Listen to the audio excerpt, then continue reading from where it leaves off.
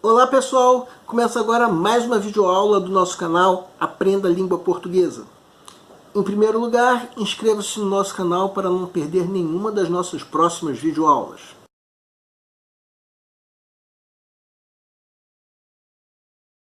Essa aula é especial do dia 29 de agosto, dia do combate ao fumo, e está sendo postada no próprio dia. Uma data que foi criada no ano de 1986, quando foi baixada uma lei cujo objetivo era conscientizar o povo a respeito dos riscos decorrentes do fumo.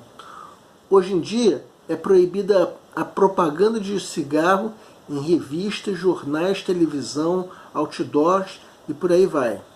E mesmo em qualquer material de propaganda ou em embalagens de cigarro, é obrigada uma advertência do tipo: esse produto contém mais de 1.700 substâncias tóxicas e nicotina causa dependência física ou psíquica.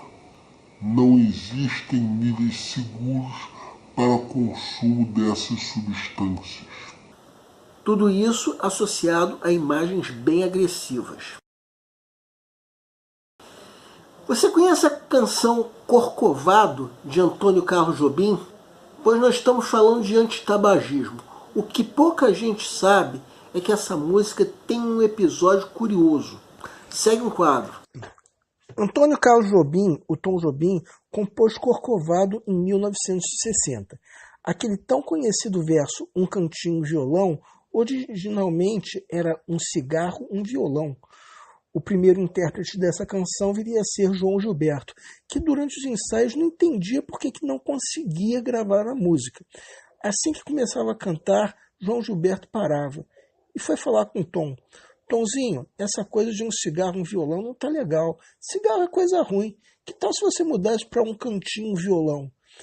Tom era um fumante inveterado e acabou aceitando a sugestão de João Gilberto, que já fora fumante anteriormente, mas de uns tempos para lá já havia parado. Chegou a responsabilizar a maconha por todos os fracassos no início da carreira. Pois é, minha gente. Era uma época em que já se sabia o quanto o cigarro fazia mal à saúde. Antônio Carlos Jobim, o grande Tom Jobim, foi um dos grandes gênios da nossa música, mas era um fumante inveterado. Afinal de contas, ninguém é perfeito. Agora nós vamos discutir uma questão do Enem de 2010 que falava sobre tabagismo. Segue um quadro. Enem 2010, texto 1. O chamado fumante passivo é aquele indivíduo que não fuma, mas acaba respirando a fumaça dos cigarros fumados ao seu redor. Até hoje discutem-se muito os efeitos do fumo passivo, mas uma coisa é certa: quem não fuma não é obrigado a respirar a fumaça dos outros. O fumo passivo é um problema de saúde pública em todos os países do mundo. Na Europa, estima-se que 79% das pessoas estão expostas à fumaça de segunda mão, enquanto nos Estados Unidos, 88% dos não fumantes acabam fumando passivamente. A Sociedade do Câncer da Nova Zelândia informa que o fumo passivo é a terceira entre as principais causas de morte do país, depois do fumo ativo e do uso de álcool. Texto 2. Quem quiser pode dar uma pausa. Ao abordar a questão do tabagismo, os textos 1 e 2 procuram demonstrar que a quantidade de cigarros consumidos por pessoa diariamente excede o máximo de nicotina recomendado para os indivíduos, inclusive para os não fumantes. B.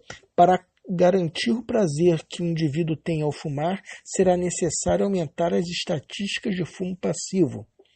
C. A conscientização dos fumantes passivos é uma maneira de manter a privacidade de cada indivíduo e garantir a saúde de todos.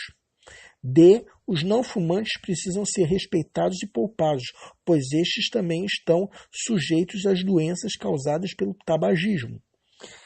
E. O fumante passivo não é obrigado a inalar as mesmas toxinas que um fumante, portanto, depende dele evitar ou não a contaminação proveniente da exposição ao fumo. peço para que deem uma pausa antes de ser dado o gabarito. O gabarito é letra D. Agora nós vamos entender o motivo do gabarito, bem como avaliar o que te levou a errar, se foi o caso. Já que nós estamos falando de combate ao tabagismo, vamos fazer também uma campanha de combate ao sentimento de culpa. Um vício que, se bobear, é pior até do que o cigarro. Sei lá, estou chutando. Então, por mais absurdo que tenha sido o teu erro, você não deve se culpar por isso. Você deve apenas entender o que te levou a errar. Por que o gabarito é letra D? O que ambos os textos abordam é o fumante passivo. O texto 1 defendendo que esses indivíduos, os fumantes passivos, não são obrigados a se expor aos prejuízos de saúde que o fumo provoca. E o texto 2, que é uma charge, mostra um momento em que um fumante passivo é desrespeitado. Logo, o que esses dois textos demonstram é exatamente o que diz o gabarito, que os não fumantes precisam ser respeitados. E das alternativas incorretas, as letras A e B cometem o erro da extrapolação, que é a geração de ideias que estão ausentes no texto. As letras C e E cometem o erro da contradição, que é a geração de ideias que vão contra uma outra ideia contida no texto. Ou seja, a contradição são aquelas alternativas que a gente pensa assim. Muito pelo contrário. Vejam o que diz a letra E. Depende do fumante passivo evitar ou não a contaminação. A charge do texto 2 diz exatamente o contrário. Mostra um fumante passivo no momento em que, contra a própria vontade, ele respira a fumaça de cigarro. Então, se você marcou essa alternativa, talvez você seja um fumante e tenha se esquecido de deixar que a opinião dos autores prevaleça sobre a tua. É o que me parece. Se for isso, ok também. Se você é desses que não conseguem parar de fumar, talvez as ideias dessa questão de fato te incomodem. O que esses dois textos convidam é a você respeitar o não fumante. Então tem que deixar a opinião do autor prevalecer sobre a tua. No caso, nós não estamos falando nem da tua saúde, nós estamos falando da tua prova. Você sendo fumante ou não, nós queremos que você se saia bem na prova. Então nós agora estamos falando de uma regra que é essencial não é nem para a tua saúde, mas para a tua prova de interpretação de textos. Por mais que seja chato se submeter a essas regras de antitabagismo, repare o que o enunciado da questão pede. O que os dois textos procuram demonstrar. Então não importa o que você acha, importa o que o texto diz. A letra C comete em parte a extrapolação, porque nenhum dos dois textos fala sobre a questão da privacidade. Mas nessa alternativa o principal é a contradição, que fica até por conta da lógica. Os fumantes passivos precisam se conscientizar para garantir a saúde de todos. Se nós pararmos para pensar, isso por si já é contraditório. O certo a princípio seria se falar isso dos fumantes ativos. Mas os dois textos defendem o direito dos fumantes passivos. Então colocar a responsabilidade nesses indivíduos seria contraditório mesmo. Então se você marcou essa alternativa, a nossa dica é que você preste mais atenção. A letra A fala de uma coisa que não aparece em nenhum dos dois textos. Onde é que se fala sobre isso? Quantidade de nicotina recomendada para as pessoas. Em nenhum desses textos. Se você marcou esse texto, talvez você saiba até que essa ideia é correta. Que uma pessoa tende a consumir mais nicotina do que o recomendado. Mas então o que aconteceu foi que você se esqueceu de deixar que a opinião do autor prevalecesse sobre a tua. Afinal de contas, o que essa alternativa diz não aparece em nenhum dos dois textos. Também a letra B comete o erro da extrapolação. Onde é que está isso nos textos? que precisamos aumentar as estatísticas do fumante passivo para garantir o prazer dos fumantes. Simplesmente nos textos isso não existe. Essa aula foi especial do Dia do Combate ao Fumo. Na próxima aula teremos um especial da Semana da Pátria. O nosso canal é voltado para você que está se preparando para uma prova de concurso, em especial vestibular.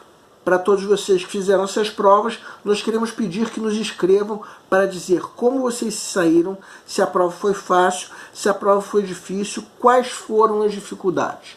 Conforme for, nós faremos os devidos comentários numa próxima aula. E para todos vocês, o nosso canal deseja boa sorte. Se você está gostando das nossas videoaulas, marque um gostei. Se não está gostando, marque um não gostei. E em ambos os casos, façam os devidos comentários para que nós saibamos onde nós estamos errando. O nosso canal busca maneiras divertidas de fazer com você a tua prova de concurso, em especial vestibular. Qualquer dúvida que você tenha, pode nos escrever, seja através da nossa fanpage do Facebook, seja através do nosso e-mail, seja através do Google+. Aliás, você pode nos escrever para fazer qualquer comentário, elogio, crítica ou até reclamação sobre as nossas videoaulas. Isso porque a missão do Aprenda a Língua Portuguesa é melhorar cada vez mais e para isso nós contamos com a tua ajuda.